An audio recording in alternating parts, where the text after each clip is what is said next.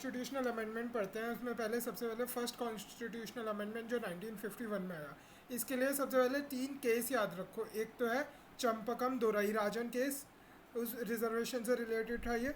दूसरा है रोमेश थापड़ केस, ठीक है। और तीसरा है अपना ये कामेश्वर सिंह केस, जो ज़मींदारी के अबॉलिशन से रिलेटेड था। अब पहली क्या अमेंडमेंट होता है, ये एम्पावर करती है स्टेट को special provisions, S B C के लिए स्पेशल प्रोविजंस बनाने के लिए ये एम्पावर करती है स्टेट को लिए, ठीक है। तो ये आर्टिकल 15B उसका ये पार्ट होगा। अब दूसरा है कि ये जो ज़मींदारी अबॉलिशन के लेके ये था ना कामेश्वर सिंह केस, अब इसमें दो आर्टिकल ऐड होते हैं, 31A 31B इसमें ऐड करा जाता है। 31B वो 9th शेड्यूल वाला, ठीक है। अब जो फिर उसके बाद ये रोमेश थापड़ केस, अब इसमें 3 ग्राउंड्स ऐड करे जाते हैं कि स्पीच एंड एक्सप्रेशन की जो फ्रीडम है उसे कब रिस्ट्रिक्ट करा जा सकता है। 3 ग्राउंड और ऐड हुए हैं। कौन कौन से 3 ग्राउंड है, तो ये 3 ग्राउंड याद रखना। एक तो है ये public order, friendly relation and incitement to offence के लिए, अगर कोई किसी को इंसाइट कर रहा है, ठीक है। तो अब फिर पांचवी चीज़ ये आपको और याद रखनी है कि provided that state trading and nationalisation of any trade और business by the state is not invalid on the grounds of the violation, कि ये राइट टू ट्रेड और बिजनेस के रूल को वायलेट कर रहा है। अब जो सेकंड अमेंडमेंट एक्ट है वो तो 52 में ऐसी इलेक्शन वगैरह होने के टाइम पे कि 1 मेंबर जो है अपना लोकसभा का वो 7.5 लाख लोगों को रिप्रेजेंट करे, ठीक है। फिर थर्ड अमेंडमेंट जो है, थर्ड अमेंडमेंट 1954 का जो है असेंशियल्स कमोडिटी एक्ट, इससे पहले भी एक एक्ट चलता था। तो अब पार्लियामेंट को ये पावर देने के लिए कि इस कॉन्स्टिट्यूशन के तहत ये चल सके, तो असेंशियल कमोडिटी एक्ट 1955 में आया। उससे एक साल पहले थर्ड अमेंडमेंट आता है जो पार्लियामेंट को empower the parliament to control production supply distribution, मतलब सप्लाई चेन कंट्रोल कर रहे हैं। सप्लाई चेन किसका, फूड स्टफ का, फॉर्डर का और कॉटन का, जूट का, कॉटन का, फूड स्टफ और फॉर्डर का। ये थर्ड कॉन्स्टिट्यूशनल अमेंडमेंट है। अब जो चौथा कॉन्स्टिट्यूशनल अमेंडमेंट है जो 1955 में आया, इसमें क्या है कि भाई made the scale of compensation, जो compulsory acquisition of the primary private property हो रही है ना, बियॉन्ड की कोर्ट उस पर कोई भी स्क्रूटिनी नहीं कर सकती, ठीक है। तो फर्स्ट उसमें फर्स्ट अमेंडमेंट में जो 31A भी ऐड करा। फिर फोर्थ वाले में बोला कि कोर्ट की जो पावर थी जुरिडिक्शन वो हटा ली इस कंपेंसेटरी कंपलसरी एक्विजिशन में, जो कंपेंसेशन दी जा रहा था उसमें से। और authorise the state to nationalise any trade. तो देखो दो जो इसमें थे ना, वो 2 पॉइंट लगभग वैसे से ही इसमें आए। और फिर ये है कि स्कोप 31A का एक्सपेंड किया और 9th शेड्यूल में कुछ कुछ एक्ट्स डाले। तो फर्स्ट एंड फोर्थ अमेंडमेंट लगभग एक जैसे से टॉपिक्स पे ही है।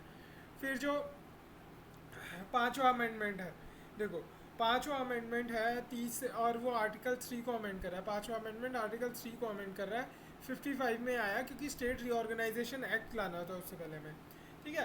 तो इसमें क्या प्रेसिडेंट को पावर दी गई कि वो एक टाइम लिमिट डिसाइड करेगा जिसके अंदर स्टेट लेजिस्लेचर एक्सप्रेस करेगी अपने व्यूज़ जो आर्टिकल 3 में अमेंडमेंट हो रहे हैं ना उससे रिलेटेड। तो प्रेसिडेंट टाइम लिमिट बताएगा। ये पाँचवें आर्टिकल, फिफ्थ आर्टिकल में प्रेसिडेंट को पावर थी कि वो अमेंडमेंट टू आर्टिकल 3 को लेके, फिफ्थ अमेंडमेंट आर्टिकल 3 को लेके, ठीक है, स्टेट रीऑर्गेनाइजेशन एक्ट। अब ये जो ये सिक्स्थ अमेंडमेंट है, सिक्स्थ अमेंडमेंट में इसमें यूनियन लिस्ट में कोई एक और inter state trade and commerce को लेके कुछ एक वो ऐड करा गया, एक और सब्जेक्ट ऐड करा गया। देखो क्योंकि 56 के अंदर स्टेट रीऑर्गेनाइजेशन एक्ट आया तो inter state trade and commerce add कर दिए यूनियन लिस्ट के अंदर। अब जो सातवां अमेंडमेंट है, सातवां अमेंडमेंट काफ़ी इंपॉर्टेंट हो जाता है क्योंकि ये 1956 स्टेट रीऑर्गेनाइजेशन एक्ट से रिलेटेड है डायरेक्टली। तो इसमें क्या है कि एक तो पार्ट ABCD को एबॉलिश कर दिया और 14 स्टेट बना दी, 6 यूटीज़ बना दी। अब इतनी स्टेट और यूटीज़ बनी है तो उनके जो जुडिशरी का भी तो देखना है उनमें। तो ये अलाउ कर दिया कि कॉमन हाई कोर्ट हो सकती है 2 या 2 से ज़्यादा स्टेट की, और अब जुडिशरी का वर्कलोड बढ़ गया तो एडिशनल एंड एक्टिंग जजेस ऑफ द हाई कोर्ट इनके अपॉइंटमेंट के लिए भी प्रोवाइड कर दी provision. Extended the jurisdiction of the high court to the union territories again. और सेवेंथ अमेंडमेंट में 350 B SOLM special officer for linguistic minorities भी बना दिया गया। SOLM seventh amendment, seventh amendment SOLM, seventh amendment SOLM, seventh amendment SOLM। ठीक है। अब उसके बाद जो नाइन्थ अमेंडमेंट था तो ऐसे 96 PB से आप याद रखो, 9 का मिरर इमेज P हो गया, 6 B, तो 96 PB। तो ninth amendment 1960, ninth amendment 1960 Pakistan और बेरूबारी यूनियन। तो नेहरू नून का जो एग्रीमेंट होता है 1958 में वो सफल नहीं हो, मतलब उसको लेके बेरूबारी यूनियन केस हो जाता है 1960 में। ठीक है। फिर 1960 में उसके बाद 9 कॉन्स्टिट्यूशनल अमेंडमेंट आता है 1960 में, बट ये भी रेटिफाई नहीं हो पाता। फिर कहीं जाके 100 जो अमेंडमेंट होता है ना, 100 कॉन्स्टिट्यूशनल अमेंडमेंट 2014 में जब होता है, तो उसके बाद जो बेरूबारी यूनियन और अदर चीज़ें एक्सचेंज होती है बांग्लादेश के साथ। अब ये 8 अमेंडमेंट हम देख रहे थे, ये SC ST को जो रिजर्वेशन और एंग्लो इंडियंस को जो रिजर्वेशन दिया जाता है ना लोकसभा में, उससे रिलेटेड है। तो ये देखते हैं। तो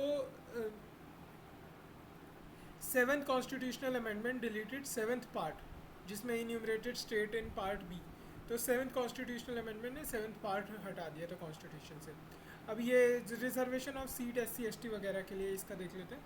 तो सबसे पहले 8, 23, 45, 62, 79, 95, 104, ये बस 10-10 साल के लिए एक्सटेंड हो रहा है ना। तो 8 का 3 8 जा 24, 24 माइनस 1 23, 8 6 जा 48 माइनस 3।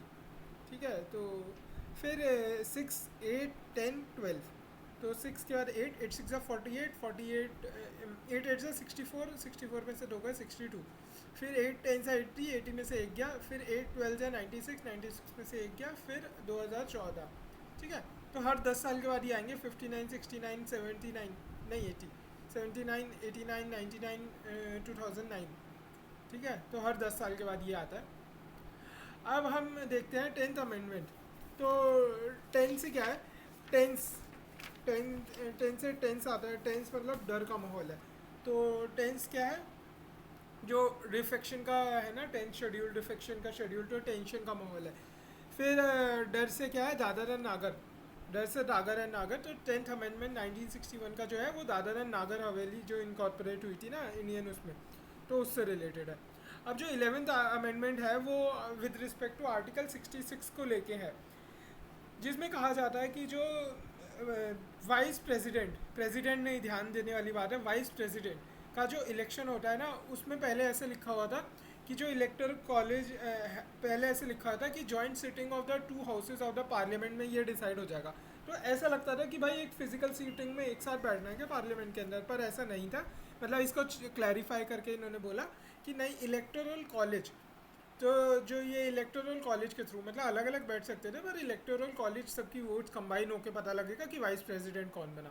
अब वाइस प्रेसिडेंट का इलेक्टोरल कॉलेज क्या है, वाइस प्रेसिडेंट का इलेक्टोरल कॉलेज वही है जो प्रेसिडेंट के रिमूवल का इलेक्टोरल कॉलेज है।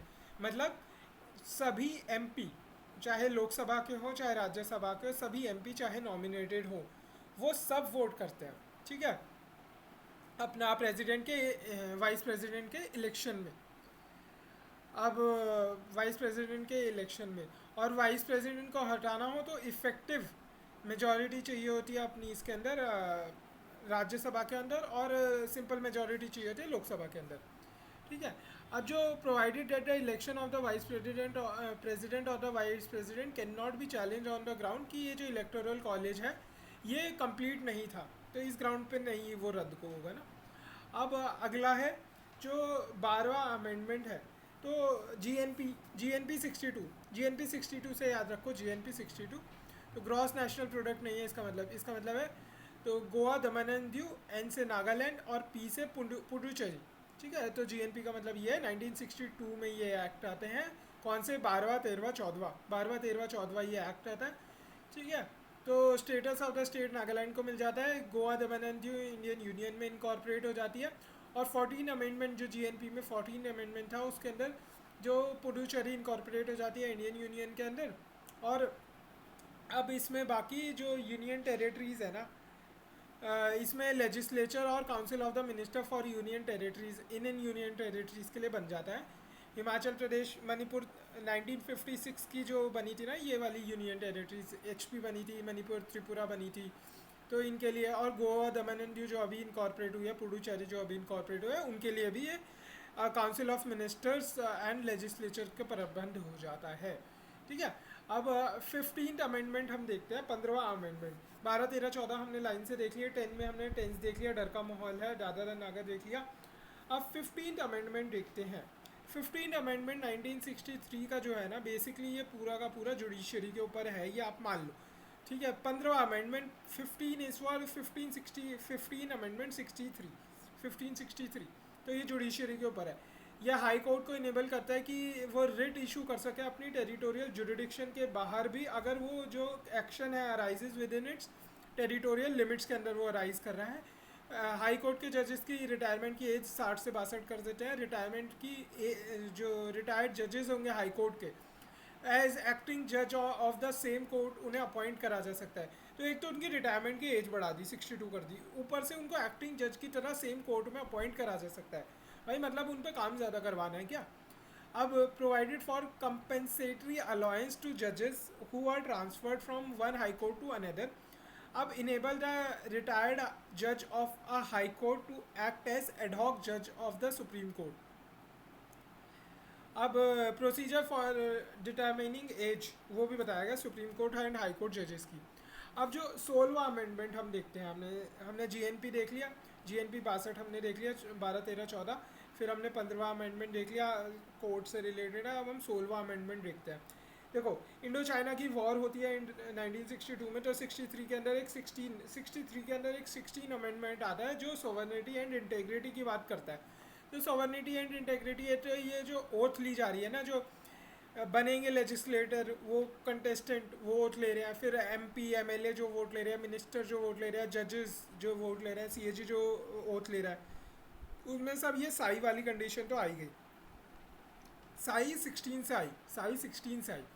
और जो freedom of speech and expression को अगर लिमिट करना है तो उसमें भी सोवर्निटी एंड इंटेग्रिटी के उस बेसिस पे वो लिमिट कर सकता है। ठीक है। तो ये एक और कंडीशन ऐड कर दी। साई 16 साई 16 साई 16 63 साई 16 63, तो सोवर्निटी एंड इंटेग्रिटी 16 अमेंडमेंट और 63। अब हम 17वां अमेंडमेंट तो वही 9 शेड्यूल में कुछ एक्ट वगैरह हो गए। और एक्विजिशन ऑफ द लैंड जो पर्सनल कल्टीवेशन के लिए है वो नहीं करी जा सकती, प्रोहिबिट करा उसे, जब तक मार्केट वैल्यू उसकी ना दे दी जाए ना। तो ये 17वां अमेंडमेंट ऐसा कहता है। अब जो 18वां अमेंडमेंट है उसने बस एक्सप्लेनेशन ऐड करा है कि न्यू स्टेट बनाने का एक्सप्लेनेशन क्या होता है आर्टिकल 3 के अंदर ना। तो ये तो 18 अमेंडमेंट ने 18 अमेंडमेंट में बस एक एडिशन करी है, 18 अमेंडमेंट ने एक एक्सप्लेनेशन ऐड करा है, 18 ने एक्सप्लेनेशन ऐड करा है, 18 ने एक्सप्लेनेशन ऐड करा है। ठीक है। अब 1967 में देखो जनरल इलेक्शन होने वाले थे, ठीक है, अबाउट टू हैपन। तो उससे एक साल पहले 1966 के अंदर जो इलेक्शन के ट्रिब्यूनल हैं उनको अबॉलिश कर दिया गया और उनकी जो पावर है पिटीशन सुनने की वो हाई कोर्ट्स को दे दी गई एक साल पहले ही। ठीक है। तो ये 19 अमेंडमेंट में हुआ।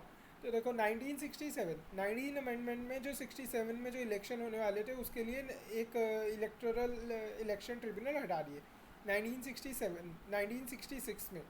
19 अमेंडमेंट से जो 67 में इलेक्शन होने वाले थे उसमें इलेक्शन ट्रिब्यूनल हटा दिया, ऐसे याद कर लेंगे। अब 18 में हमने देखा कि एक्सप्लेनेशन ऐड करा है सिर्फ आर्टिकल 3 के अंदर। अब 20th देखते हैं, validated certain appointment of the district जजेस वगैरह, ये इतना इंपॉर्टेंट नहीं है। अब देखो ये जो लैंग्वेजेस से रिलेटेड 3 आपको ये याद करने हैं, 21, 71, 92, 21 और 71 का ऐड करो 92 बनता है, तो 2171 92, 2171 92, तो 21 में 50 ऐड करो तो 71 बनता है, और 1967 में 25 ऐड करो तो 1992 बनता है। ठीक है। तो 50 इसमें ऐड करा, 25 इसमें ऐड करा, तो 21, 71, 91 92। ठीक है। अब ये 1967 भी कैसे याद रखे, देखो 1966 के अंदर जो पंजाब हरियाणा इनका रीऑर्गेनाइजेशन हो जाता है, पंजाब का पंजाब रीऑर्गेनाइजेशन एक्ट आता है। अब जो सिंधी लैंग्वेज है ये इस एरिया में बोली जाती है ना, पंजाब वाले इलाके में, हरियाणा वाले इलाके में सिंधी बोली जाती है। तो सिंधी को 8 शेड्यूल के अंदर इन्होंने फिर डाल दिया कि भाई कभी रीऑर्गेनाइजेशन से सिंधी लैंग्वेज पे कोई आ जाए, तो सिंधी यहाँ आ गई। फिर 71 जो अमेंडमेंट है उसके अंदर कमीनी, तो कमीनी के अंदर क्या है, के से हो गया कोंकणी, एम से हो गया मणिपुरी, एन से हो गया नेपाली, कोंकणी मणिपुरी नेपाली। और फिर 92 अमेंडमेंट सिंधी कमीनी BDMS कर रही, सिंधी कमीनी BDMS कर रही। तो BDMS में क्या है, बी से है बोडो डोंगरी, एम से मैथिली, और एस से संथाली। यहाँ पे मणिपुरी है, पहले मणिपुरी हुई, कमीनी मणिपुरी, कमीनी मणिपुरी, और एम से मैथिली। ठीक है, ये 15th लैंग्वेज है जो 67 में ये ऐड हुई ना। सिंधी जो है 15वीं लैंग्वेज थी, सिंधी 15वीं लैंग्वेज थी, और 21वें अमेंडमेंट में ये ऐड करी गई है, तो 217192। अब जो 22 नंबर है वो हम कहीं ना कहीं मेघालय से एसोसिएट करते हैं। ठीक है, तो सेकंड स्टेट 1969 में जो वी गिरी का भी इलेक्शन होता है, वी 2 वी है, तो 22, तो इसमें भी दो हैं। ठीक है, 1969 में हुआ था। तो इसमें new autonomous state of the Meghalaya with in state of Assam बना दी गई थी। ठीक है, अब हम देखते हैं 23rd अमेंडमेंट हम देखते हैं। इसमें क्या है, वही है कि 3 8 से 24 - 1 23rd अमेंडमेंट जो हम पहले SC ST वगैरह का देख चुके हैं, इनके रिजर्वेशन का। अब हम देखते हैं कि जो 24th अमेंडमेंट, ये 3 अमेंडमेंट जो होते हैं ना 1971 के अंदर, ये 3 वेरी बिग डिसीजंस हैं जो इंदिरा गांधी लैंडस्लाइड विक्ट्री के बाद लेती है। ठीक है, लैंडस्लाइड विक्ट्री हुई थी कि गरीबी हटाओ के नारे पे। तो सबसे पहले देखते हैं, सबसे पहले इंदिरा गांधी ने सोचा कि भाई गरीबी हटाने के लिए सबसे पहले मेरे को कॉन्स्टिट्यूशन अपने हाथ में लेना पड़ेगा। फिर दूसरी बात है कि ये जो ज़मींदार बैठे हुए हैं और ये जो राजा महाराजा बैठे हैं, इनको हमें हटाना पड़ेगा bro. We can not eliminate गरीबी विदाउट इट। ठीक है, तो सबसे पहले वो कॉन्स्टिट्यूशन अपने हाथ में लेने के लिए क्या करती है कि जो पार्लियामेंट है ना, affirm the power of parliament to amend any part of the constitution. जो गोलकनाथ का केस था ना, जिसमें वो कहता है कि फंडामेंटल राइट्स तो सैक्रोसेंट है, और जो आर्टिकल 13 है उसमें ये कि भाई फंडामेंटल राइट्स भी टच नहीं कर, मतलब आर्टिकल 368 भी फंडामेंटल राइट्स को टच नहीं कर सकते। ठीक है, तो ऐसा गोलकनाथ केस में बोला हुआ था। बस 24th अमेंडमेंट, ये 24 25 26 के जो अमेंडमेंट है, इसमें 24 वाले अमेंडमेंट ने इस 368 वाली चीज़ को कह दिया भाई ये कॉन्स्टिट्यूशन बदल सकती है। ठीक है, दूसरा, और ये जो प्रेसिडेंट को ये कंपलसरी कर दिया कि भाई तुझे अच्छा लगे या ना लगे, देख। ठीक है, जो कैब का जो होगा ना कॉन्स्टिट्यूशनल अमेंडमेंट बिल, उसे तो तुझे असेंट करना ही करना पड़ेगा। ये चीज़ तो आज तक चली आ रही है। कॉन्स्टिट्यूशनल अमेंडमेंट बिल अगर एक बार पास हो गया तो फिर उसको असेंट करना ज़रूरी हो जाता है प्रेसिडेंट के लिए। अब दूसरी है 25वें अमेंडमेंट में, ठीक है, कॉन्स्टिट्यूशन हमने हाथ में ले लिया। अब उसने बोला भाई प्रॉपर्टी राइट्स को हमें कंट्रोल में करना है, तो कर्टेल करा इसने, जो फंडामेंटल राइट टू प्रॉपर्टी है ना उसको कर्टेल करा। फिर दूसरा ये बोल दिया कि भाई ये जो आर्टिकल 39B और C, ठीक है, इसको ये कैन नॉट बी चैलेंज्ड। ठीक है, अगर DPSP के 39B और C को मैं इम्प्लीमेंट कर रही हूँ तो वो चैलेंज नहीं करे जा सकते ऑन द ग्राउंड कि ये 14 19 और 31 को वायलेट कर रहा है। ठीक है, ये क्लॉज इन्होंने डाल दिया, मतलब 31C डाल दिया इन्होंने। अब तो इससे मतलब वो ज़मींदारी वगैरह के वो लॉज वॉज अच्छे से ला सकते थे, 31C डाल दिया इन्होंने। फिर 26वें अमेंडमेंट के महाराजाओं के साथ करा कि प्रिवी पर्स को अबॉलिश कर दिया, एंड प्रिविलेजेस जो कि अभी फॉर्मर रूलर्स और प्रिंसली स्टेट्स वालों को मिलती थी ना, उस चीज़ को। अब 27th अमेंडमेंट जो है वो कोई इतना इम्पोर्टेंट नहीं है। 28 अमेंडमेंट जो है, ठीक है, हमने देख लिया 24 25 26, फिर 27 को छोड़ो बीच में। फिर 28वें अमेंडमेंट में ये जो लाड़ साहब बैठे हुए थे ना, स्पेशल प्रिविलेजेस जो ICS ऑफिसर्स वगैरह ले रहे थे, इन सब को अबॉलिश कर दिया। फिर दूसरा एम्पावर करा पार्लियामेंट को to determine their service condition, जो 312 आर्टिकल 312A है ना, वो वाली चीज़। तो ये हो गया 28 अमेंडमेंट में। तो 24 25 26 और फिर 28, 24 25 26 28, इसने ज़मींदारों को, प्रीवी पर्स मतलब जो राजा महाराजा थे और जो लाड़ साहब थे, इन सबको कंट्रोल में ला दिया। अब आगे आता है कि जो 38 अमेंडमेंट है, 38 अमेंडमेंट होता है कि भाई जो सुप्रीम कोर्ट में सिविल केसेस जाने के लिए वो होता है 20,000 तक की लिमिट होती है थी कि भाई उससे ज़्यादा ही होना चाहिए। इस लिमिट को हटा के उन्होंने कहा कि सुप्रीम कोर्ट में अपील फाइल करी जा सकती है ओनली इफ़ जो केस है substantial question of the law की अगर वो बात कर रहा है तो। अब अगला है कि 31, 32, 33, 34, 35, मतलब 31 से 35 वाली जो रेंज है ये हम देखते हैं। तो 31st मतलब 31st अमेंडमेंट जो 1972 का था वो तो केवल लोकसभा की सीट बढ़ा रहा है। 31 अमेंडमेंट ने तो ये करा, 31 ने लोकसभा की सीट बढ़ाई और 42 मतलब 1 और 1 ऐड करें ना, तो 31 ने लोकसभा की सीट बढ़ाई और 42 ने सीट फ्रीज कर दी। 31 ने सीट बढ़ाई, 42 ने फ्रीज करी, 31 ने सीट बढ़ाई, 42 ने फ्रीज करी। ठीक है, अब देखते हैं हम 32 भी ऐसा ही है। स्पेशल प्रोविज़न जो तेलंगाना रीजन था ना आंध्र प्रदेश में, उसको लेके 32 में ये इन्होंने स्पेशल प्रोविजंस दी। फिर जो स्पीकर है, स्पीकर ने फॉक्स से रेजिग्नेशन फाड़ दिया, उसको किसी एमपी ने रेजिग्नेशन दिया स्पीकर को, उसने अपने फॉक्स से उसको फाड़ दिया। फॉक्स से क्या है, एफ और आर। 33 तो 33rd अमेंडमेंट है, के और एस तो 74। ठीक है, तो रेजिग्नेशन क्यों फाड़ा भाई? ऐसा होने लगा था उस टाइम पे कि ज़बरदस्ती भीड़ इकट्ठी हो जाती थी एमपी के घर के आगे और उसको फोर्स कर देते थे कि रेजिग्नेशन दे। तो इस चीज़ से बचने के लिए 33rd अमेंडमेंट आता है।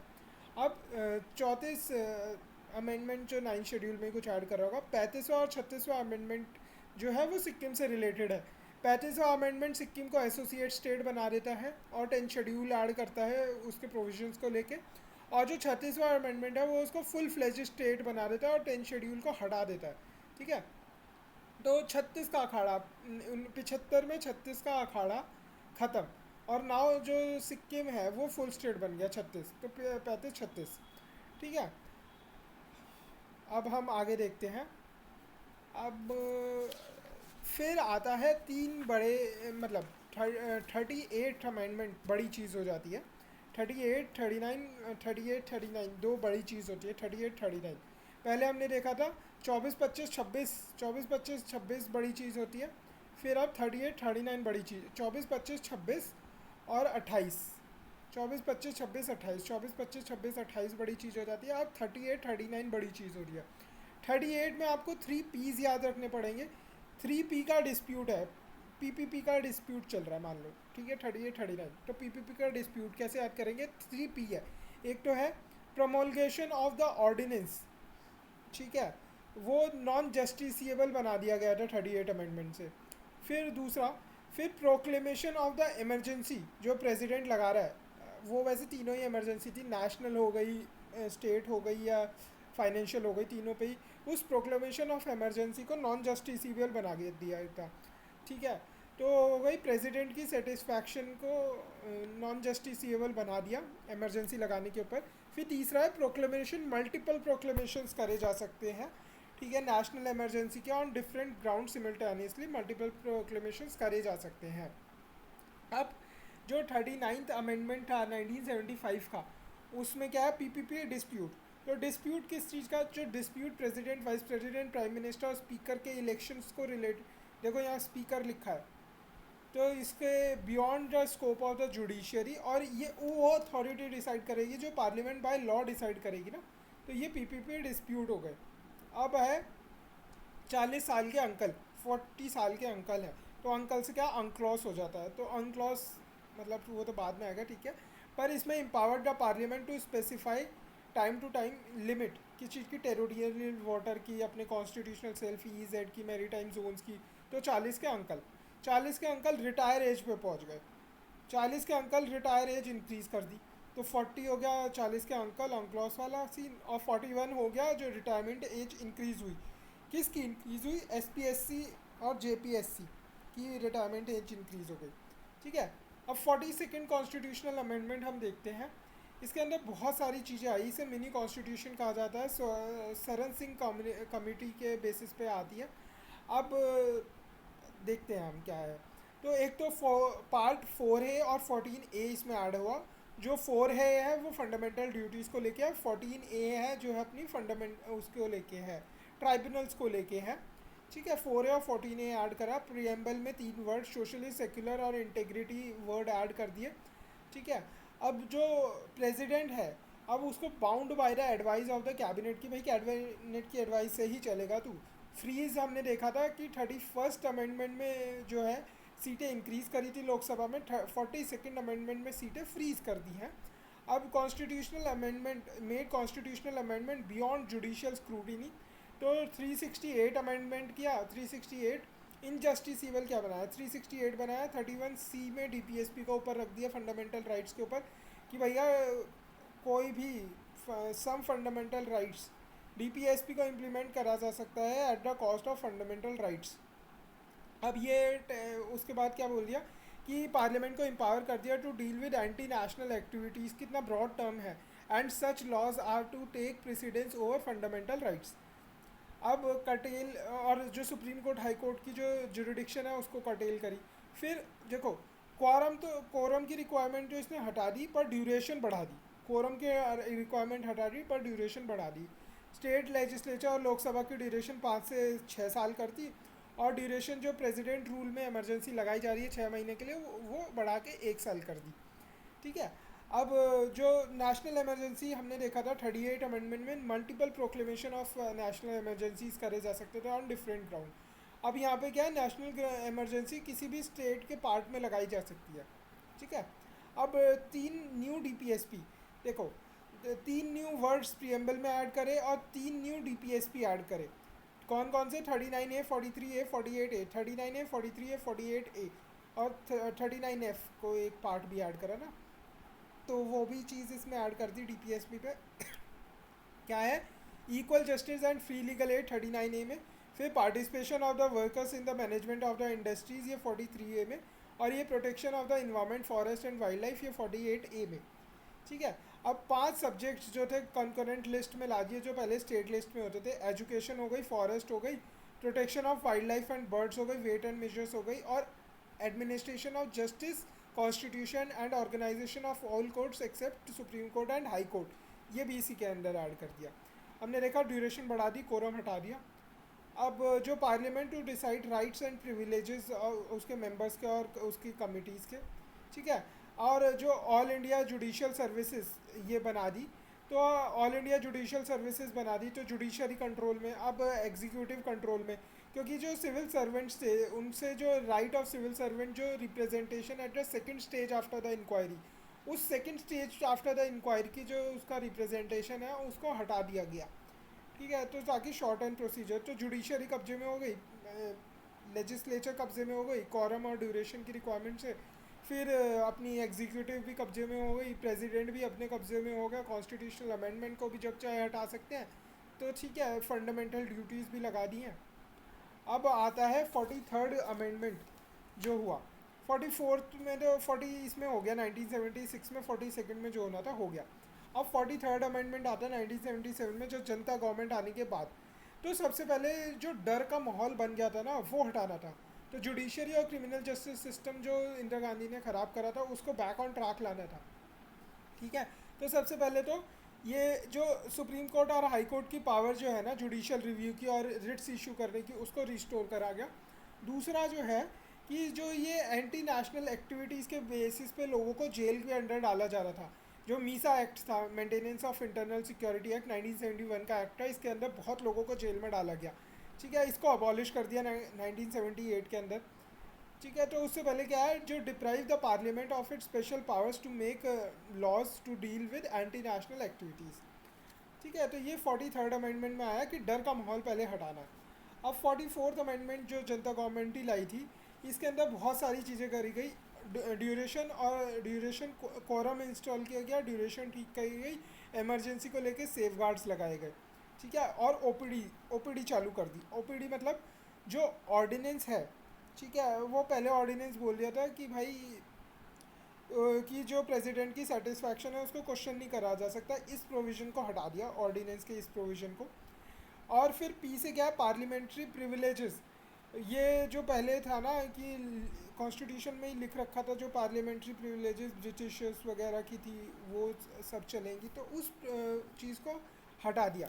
फिर दूसरा है कि प्रॉपर्टी राइट्स को इसके अंदर हटा दिया 44th अमेंडमेंट के अंदर। और फिर है जो डिस्प्यूट्स इलेक्शन में हो रहे हैं ना, कौन कौन से प्रेसिडेंट के, स्पीकर के, फिर वाइस प्रेसिडेंट के, प्राइम मिनिस्टर के, ये जो डिस्प्यूट्स हो रहे हैं इन इलेक्शंस में, अब इनको दोबारा से, पहले ये कर दिया था कि ये पार्लियामेंट ही डिसाइड करेगी, पर नहीं, अब नॉर्मल कोर्ट ऑफ लॉ इनको डिसाइड कर सकती है।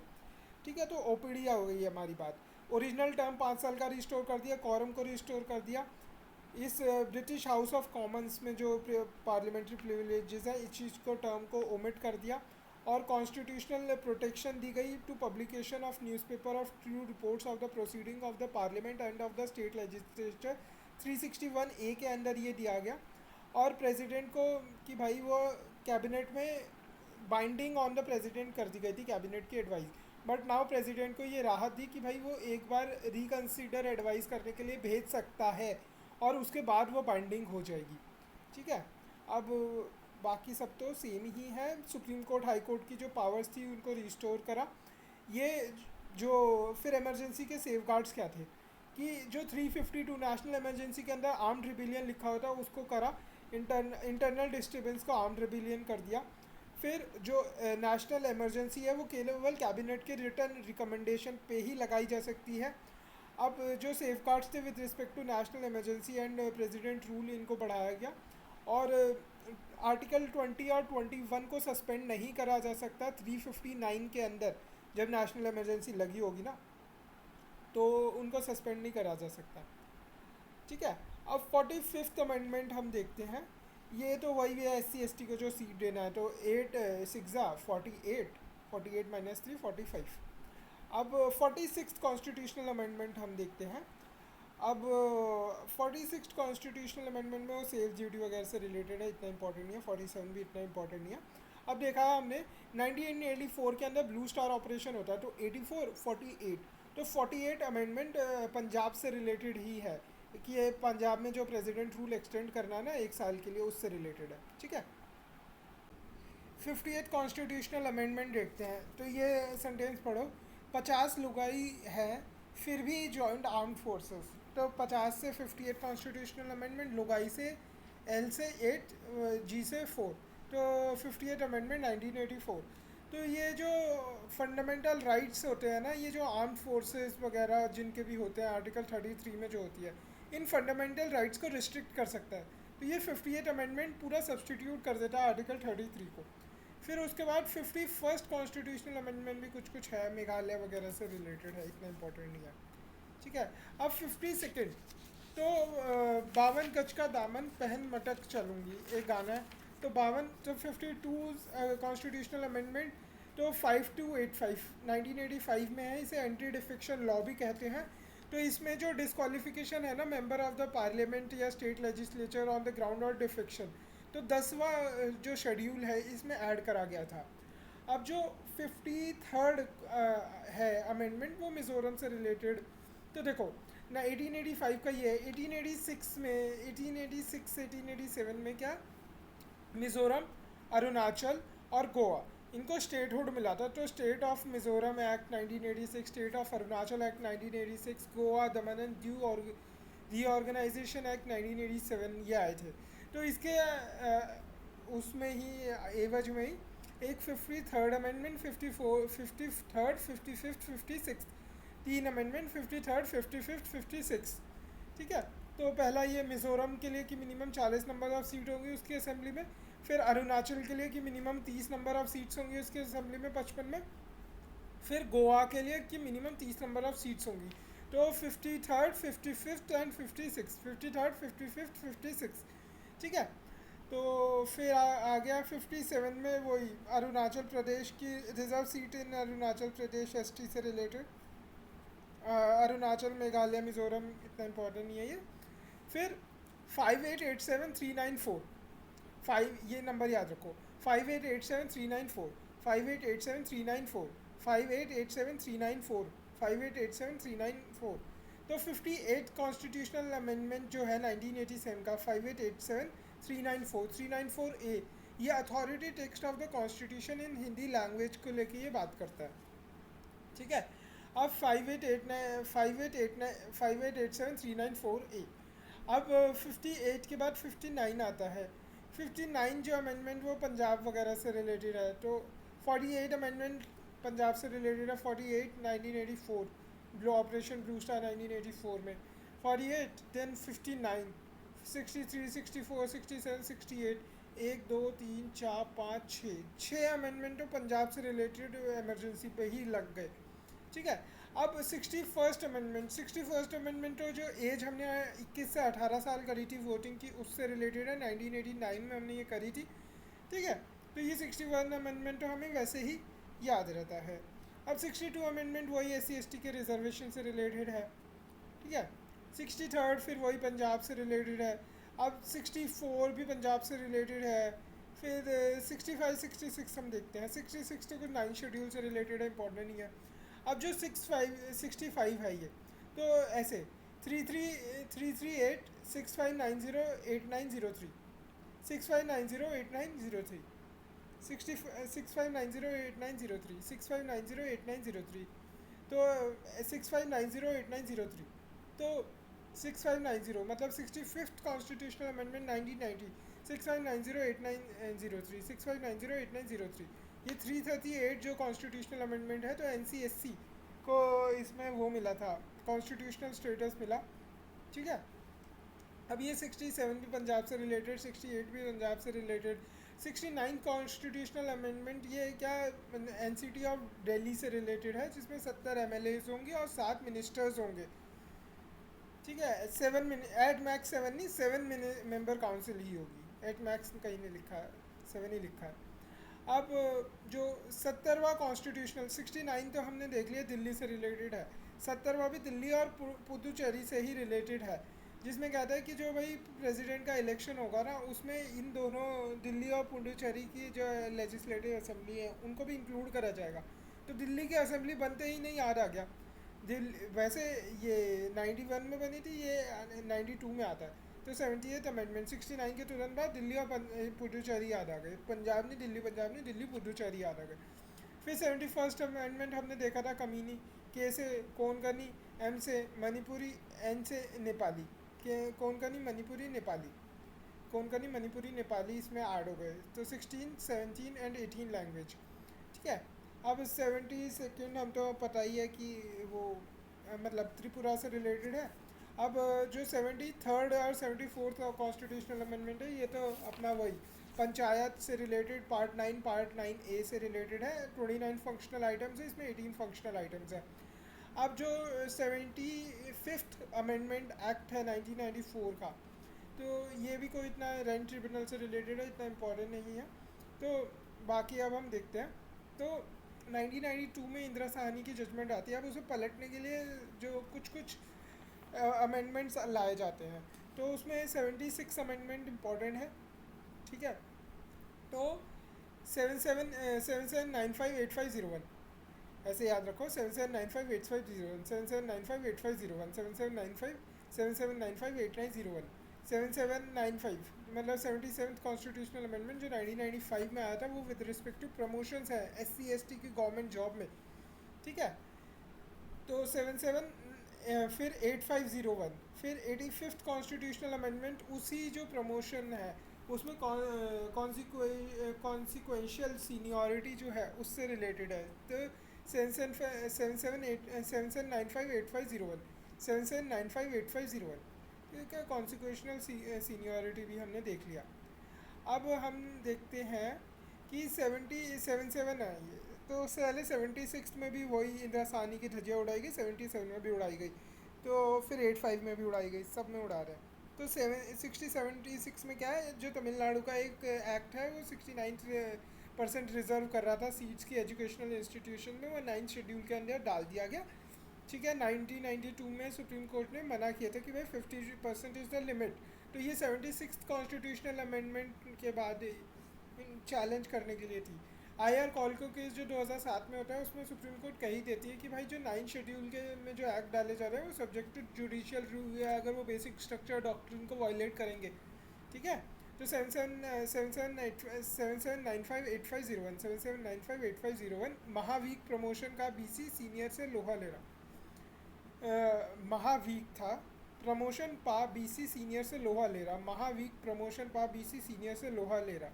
ठीक है, तो महावीक प्रमोशन पा बीसी सीनियर से लोहा ले रहा। ठीक है, अब 89th 78 अमेंडमेंट एक्ट, फिर 79th अमेंडमेंट एक्ट, फिर 88th अमेंडमेंट एक्ट हम देखते हैं। 88 में क्या है, जो हम 80 101, तो ये हमने फाइनेंस में पढ़ा था। 80 101 तो वो जीएसटी से रिलेटेड हो गया अमेंडमेंट। फिर 80 क्या है, ये है alternative scheme of devolution, state और सेंटर के बीच में जो पैसा डिवॉल्व होता है ना, उससे रिलेटेड है ये। 10th फाइनेंशियल कमीशन, जिसको केसी पंत, केसीपी, केबीसी नहीं केसीपी, जिसको केसीपी हेड कर रहे थे 10th फाइनेंस कमीशन को, उसके से है ने ये दिया था कि टोटल इनकम का जो 29% है सेंट्रल टैक्सेस एंड ड्यूटीज़ का, वो डिस्ट्रीब्यूट कर देना चाहिए स्टेट को। तो ये जो एएसडी है ना, अल्टरनेटिव स्कीम ऑफ डिवोल्यूशन, ये 80 के अंदर आया, 80101। तो 88 कॉन्स्टिट्यूशनल अमेंडमेंट के अंदर ये एएसडी आया, अल्टरनेटिव स्कीम ऑफ डिवोल्यूशन आया। 88 कॉन्स्टिट्यूशनल अमेंडमेंट के अंदर ये एएसडी आया, 88 के अंदर एएसडी आया, 88 के अंदर एएसडी आया।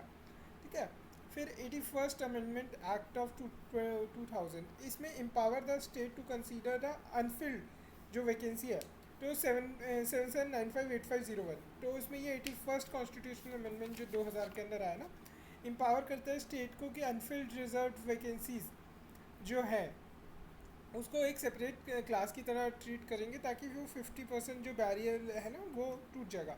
तो 779581 77958501 77958501, ठीक है, 77958501।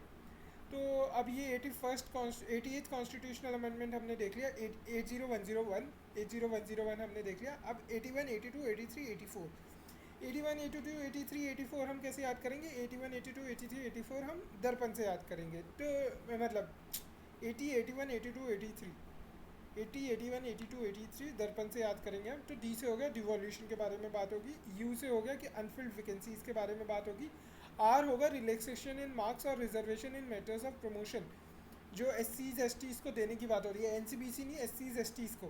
Provide for making of any provision in favour of एससीज STs for relaxation in qualifying marks in any examination और lowering the standards of evaluation for reservation in matters of promotion to the public services of the centre और the state. ठीक है, तो ये क्या है, relaxation in marks या reservation in matters of promotion, ये आर हो गई। फिर पंच से क्या हो गया, पंचायत हो गया। 83rd कॉन्स्टिट्यूशनल अमेंडमेंट पंचायत से रिलेटेड है, पंचायत से 73rd नहीं है, नहीं 83rd भी पंचायत से रिलेटेड है, 73rd भी था, 83rd भी है।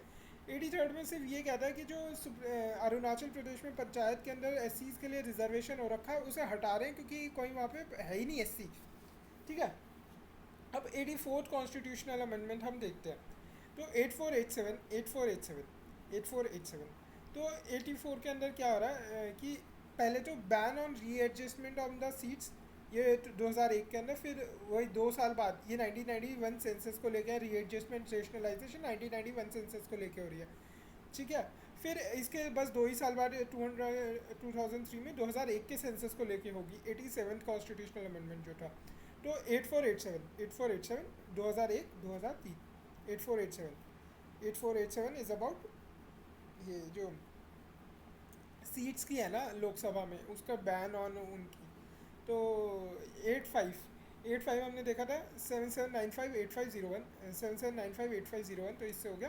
फिर 85 के बाद 86 कॉन्स्टिट्यूशनल अमेंडमेंट जो है वो एजुकेशन से रिलेटेड आएगा, कि 86 कॉन्स्टिट्यूशनल अमेंडमेंट जो 2002 में आया ना, आर्टिकल 15(1)(a) के अंदर 11वीं फंडामेंटल ड्यूटी ऐड करी, 45 के अंदर डीपीएसपी को उसमें जो early childhood care and education से रिलेटेड बनाया गया, आर्टिकल 21(a) ऐड करा गया। 86 कॉन्स्टिट्यूशनल अमेंडमेंट में 2002 के अंदर ही ये करा गया। फिर हमने पहले ही देखा था 8487 किससे रीएडजस्टमेंट एंड रेशनलाइजेशन से है 8487। ठीक है, फिर 88 इतना इंपॉर्टेंट नहीं है। 89 हमने पहले देखा था 659089 65908903 65908903। तो ये 89 किससे, एनसीएसटी दोनों अलग कर दिए हैं इसके अंदर, उससे रिलेटेड है ये, ठीक है। अब 90th कॉन्स्टिट्यूशनल अमेंडमेंट कुछ बोडोलैंड से रिलेटेड है। 91st बहुत इंपॉर्टेंट हो जाता है, तो ये याद रखना 91st कॉन्स्टिट्यूशनल अमेंडमेंट ये 10th शेड्यूल से रिलेटेड है कि अगर 15% से ज़्यादा जो है, मतलब इसमें 15% से ज़्यादा कोई हम मिनिस्टर्स नहीं बना सकते, टोटल स्ट्रेंथ का ना लोकसभा की 15% से ज़्यादा मिनिस्टर नहीं बन सकते। फिर दूसरा कि जो स्टेट में है वो 15% से ज़्यादा नहीं बन सकते, पर 12 से ज़्यादा रहेंगे इस size of the council. Delhi के लिए 69 कॉन्स्टिट्यूशनल अमेंडमेंट लगता है। अब ये तो हो गए 15%, 15% 12 लोग, तो मैक्सिमम बाउंड भी कर दिया और मिनिमम बाउंड भी कर दिया। अब जो मेंबर है ना जो डिस्क्वालीफाई हुए हैं ग्राउंड ऑफ डिफेक्शन पे, उनको हम एज अ मिनिस्टर भी अपॉइंट नहीं कर सकते, ठीक है। तो यही सेम चीज़ स्टेट लेजिस्लेचर के लिए भी अप्लाई होगी। अब जो ये लोग हैं ना ये मिनिस्टर के लिए भी नहीं हो सकते, ठीक है, ना ही मिनिस्टर के लिए हो सकते, ना ही किसी तरीके की रिन्यूमरेटिव पोस्ट ये पॉलिटिकल पोस्ट ये पकड़ सकते हैं। रिन्यूमरेटिव पॉलिटिकल पोस्ट कॉन्स्टिट्यूशन ने एक्सप्लेन करा है क्या होती है। इसका मतलब है कि कोई भी ऑफिस जो किसी भी केंद्र या राज्य सरकार के अंदर जहाँ पे सैलरी ऑफ रिन्यूमरेशन वो पब्लिक रेवेन्यू से आ रही है, उसे रिन्यूमरेटिव पॉलिटिकल पोस्ट कहेंगे। या कोई भी ऑफिस जो होली और पार्शली भी ओन्ड बाय सेंट्रल गवर्नमेंट या स्टेट गवर्नमेंट और उसकी सैलरी जो आ रही है वो of such office is paid by such body except where such salary is paid by compensatory nature. जहाँ वो कंपेंसेटरी नेचर है वो तो एक्सेप्शन है, compensatory nature is exception, otherwise वो नहीं कर सकते, ठीक है। अब फिर है कि भाई जो एग्जेम्पशन जो 10th शेड्यूल के अंदर मिलती है ना कि पार्टी तोड़ लो अगर, तो 1/3 ऑफ द मेंबर ने अगर पार्टी तोड़ ली तो वह 1/3 ऑफ द मेंबर पार्टी तोड़ने वाला सीन इज़ गॉन, ठीक है। स्प्लिट वाला सीन इज़ गॉन नाउ, ठीक है। 91st constitutional amendment 2003, 91st constitutional amendment 2003 के अंदर, ठीक है। अब 92nd हमने देखा था 217192, 217192 1967, फिर ये 25 साल बाद, और ये 92 2003 के अंदर। तो इसके अंदर क्या है, BDMS ऐड हो रहा है, तो बोडो, डोंगरी और N से मैथिली और S से संथाली, ठीक है। अब 93rd कॉन्स्टिट्यूशनल अमेंडमेंट, इसमें क्या है कि जो 15 आर्टिकल 15(5) वो ऐड कराया, 15(5) ऐड कराया, तो स्टेट को एम्पावर करता है कि special provision educationally back SC BC के लिए, SC ST के लिए एजुकेशनल इंस्टीट्यूशन खोल सकते हैं including the private educational institution, ठीक है, मतलब उसमें सीट रिजर्व कर सकते हैं एक्सेप्ट माइनॉरिटी एजुकेशनल इंस्टीट्यूशन। तो ये 15(5) ये बहुत इंपॉर्टेंट हो जाता है, बहुत।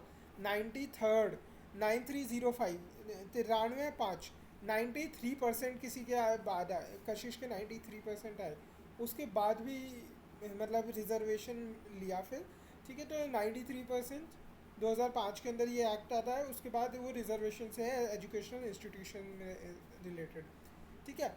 अब ये जो 94th अमेंडमेंट एक्ट है इसमें क्या था, जो 2005 इसमें क्या बिहार को फ्री कर दिया फ्रॉम द ऑब्लिगेशन कि ट्राइबल मिनिस्टर वगैरह अपॉइंट करना, इतना कोई इंपॉर्टेंट नहीं है। 95th वही SC ST के रिजर्वेशन से रिलेटेड है। 96 उड़ीसा, 96 उड़ीसा से रिलेटेड है। 97 97 9711 9711 जो है 9711 9/11 अटैक हुआ था ना, तो 9711 9/11 में कॉपरेटिव अटैक, 9/11 एक कॉपरेटिव अटैक था, तो 9/11 क्या है, कॉपरेटिव सोसाइटी से रिलेटेड है। 9B पार्ट ऐड होता है, 43B आर्टिकल नंबर ऐड हो रहा है, 243 ZH से ZT तक इसके अंदर ऐड हो रहा है कॉपरेटिव सोसाइटीज़ के लिए। तो 9/11 ठीक है। अब 98 जो है वो स्पेशल प्रोविज़न हैदराबाद कर्नाटका के रीजन के लिए था, इतना इंपॉर्टेंट नहीं है। 99 तो NCB वो AC 99 पे आउट हो गया, मतलब वो इम्प्लीमेंट पे ही नहीं आ पाया। तो 99 कॉन्स्टिट्यूशनल अमेंडमेंट जो 2014 का था वो NJAC का, ठीक है। तो ये रिप्लेस्ड कॉलेजियन सिस्टम को ये रिप्लेस करता था। अब आगे है 101st constitutional 100 constitutional amendment. Century तो बांग्लादेश और इंडिया के मैच में लगी, और इतनी बढ़िया लगी कि लैंड बॉर्डर रिजॉल्व हो गए हमारे। फिर 101st कॉन्स्टिट्यूशनल अमेंडमेंट, 101 रुपये का दान, GST का दान दिया 101 का, ठीक है, चंदे में 101 का। अब 102 तो हमने देखा था 65908903 65908903 एन सी एस सी और NC ST के लिए देखा था 65908903 338। ठीक है, तो अब यहाँ पे क्या है, 102 अमेंडमेंट के अंदर एन सी बी सी आ गया। ठीक है, एन सी बी सी आ गया। तो यहाँ पे एन सी बी सी आया, मतलब बैकवर्ड क्लासेस के लिए आया। फिर अगला EWS के लिए आ गया। तो 103rd वाला अमेंडमेंट EWS के लिए था। अब फिर 104 तो ये OBC के लिए, मतलब ये बैकवर्ड क्लासेस के लिए। फिर ये EWS के लिए। अब ये SC STs के लिए 104 वाला SC ST के लिए रिजर्वेशन की थी। तो ये 3 वाला पूरा कास्ट के लिए हो गया। ठीक है, अब 105th कॉन्स्टिट्यूशनल 105th जो आया था वो स्टेट गवर्नमेंट की पावर है जो determine the list of SCBCs, उसके लिए होती है 105th constitutional amendment, a power that shifted to SCBCs after 102nd constitutional amendment. ठीक है, तो इसके 106 कॉन्स्टिट्यूशनल अमेंडमेंट नारी शक्ति अधिनियम आया था, तो वो है।